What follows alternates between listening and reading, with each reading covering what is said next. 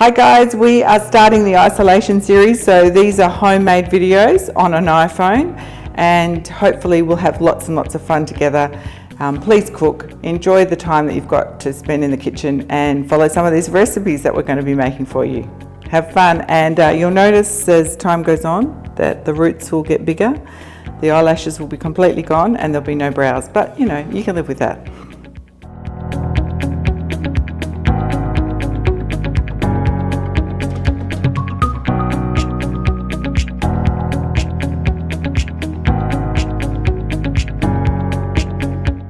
Hi guys, this is the first one of our isolation videos, so we're a bit excited. Hopefully it works out for you. We're going to do my friend Tamara Graffin's ricotta donuts, but we're going to kind of Easter them up a bit. So thanks Tamara, but we are going off script.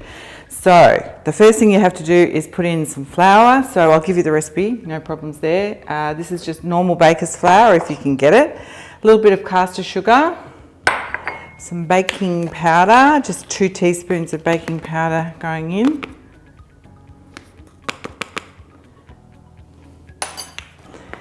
And salt, pink salt flakes, just a pinch, and I think that's it at the minute. We're just going to fluff that up a bit just to combine it briefly, so just a couple of seconds.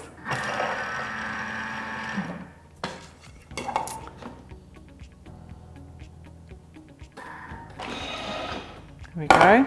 What I have here is some ricotta cheese. This is not homemade ricotta, this is purchased ricotta. It's actually really beautiful and thick. You can use homemade ricotta, but make sure it's nice and thick like this. So what we're doing now is adding in some doTERRA oils, a little bit of vanilla, hey la la, and you don't have to do this, you can do it without if you wish, and then put the flavour on the outside of your donuts, but we thought we'd, you know, live on the edge. A little bit of almond extract, so just a drizzle of that if you want to. And I am putting in cardamom oil, just 1 drop, 2 actually. And I am putting in wild orange, just a couple of drops. And also a drop of cinnamon bark oil. You could put dry spices in, or lemon zest, or orange zest, or something instead of the oils if you wished, and just stir that through so that it's combined. And then you can add in your 2 lightly beaten eggs, just so that you're putting in a mixture there. Okay, it smells beautiful, it's very fragrant. Now that's going to go into the flour mixture.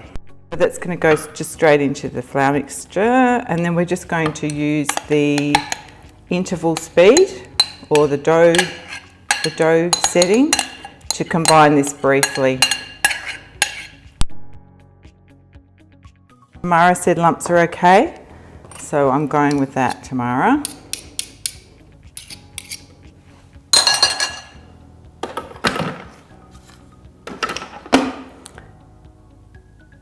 So just on the dough setting, and we'll just turn it on for a few seconds. You can still see the little bits of egg and vanilla and stuff, and that's okay. We'll be back in a second because we're just going to get the oil ready so we can fry these.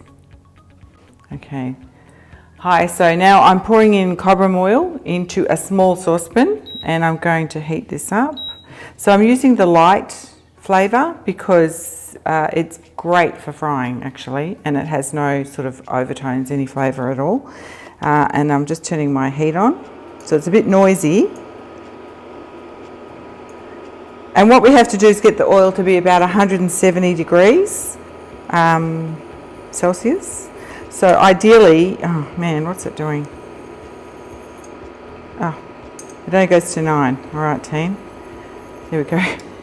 Ideally, you should have a thermometer. I have a digital thermometer here, and that's really helpful. But, you know, it's up to you. If you have the oil at the correct temperature, it doesn't absorb any fat into the product that you're cooking, and you get the nice crispy edges, which is what you want. You'll be able to see the oil moving. It's already moving quite a lot. So I'm just going to make my sugar. I've got some caster sugar here, just ordinary caster sugar. A little bit of cinnamon going in there.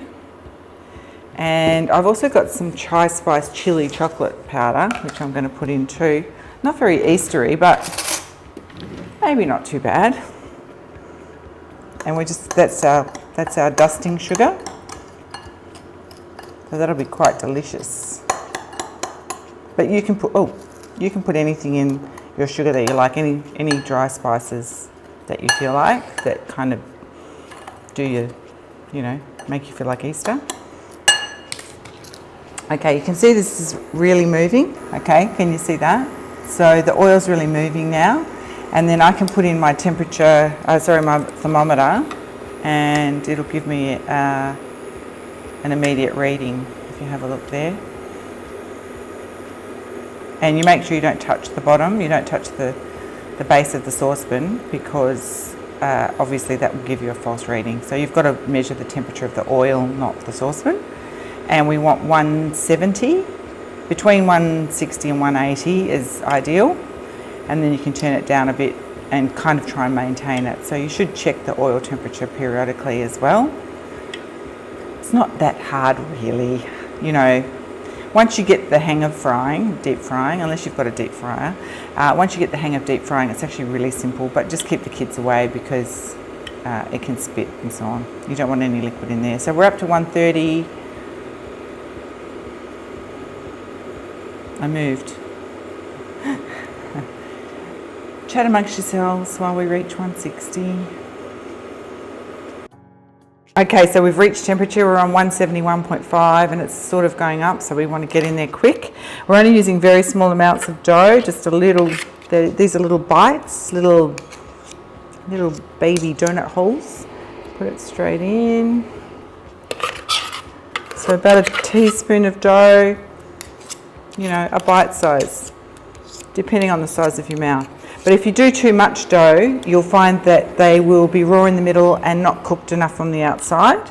So you kind of want them nice and crispy on the outside, golden, and well cooked in the middle, fluffy in the middle. So we'll just let them go. There's a little bit of residue in there from the test batch. Just check my temperature. Make sure you've got to stay above 160, preferably between 160 and 170. We're good. Okay, perfect. So I'm going to put another one in. Obviously, the more you put in at once, the cooler the oil gets. So just remember that. Don't try and cook a whole batch at once because it won't work. Okay, kind of sticky. They don't have to be neat. I'll wait for that one actually. There we go. Oh, they're so cute. They look like little, I don't know, something a kid would make actually. They look pretty good and they smell kind of amazing. Whoops, okay, I think that's good. Just put them onto paper towel. Just to drain really well. We'll just do these ones. Last one in.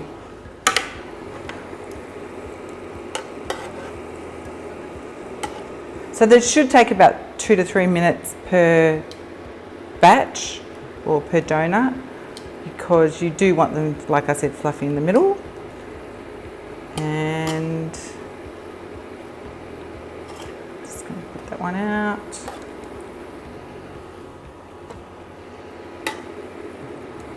We're going to toss them in our chili chai spice chocolate sugar, and then we'll break one open and show you. Potentially we'll eat one and show you actually. I feel like that's cooled off a bit, so I'm just going to check it again.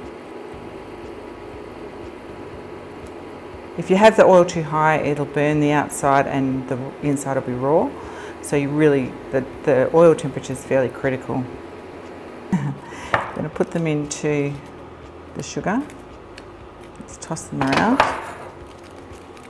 You should do this while they're warm, because you need the sugar to adhere to the little bit of oil that's on the outside. And come in nice and close, Ella. I'm going to open it up. Look how fluffy that is. Can you see that? It's beautiful. I'm going in. Oh wow, that is so beautiful. I can really taste the wild orange oil actually, and the combo of the spices on the outside is just delicious. Very Eastery. Thanks Tamara Graffin. Thanks everybody else. Thanks Ella for being my cameraman, sound man, lighting man, kitchen hand. It's very challenging doing videos with two of us, but hey, how fun was that? Hope you liked it. Give us a big share if you did. Bye.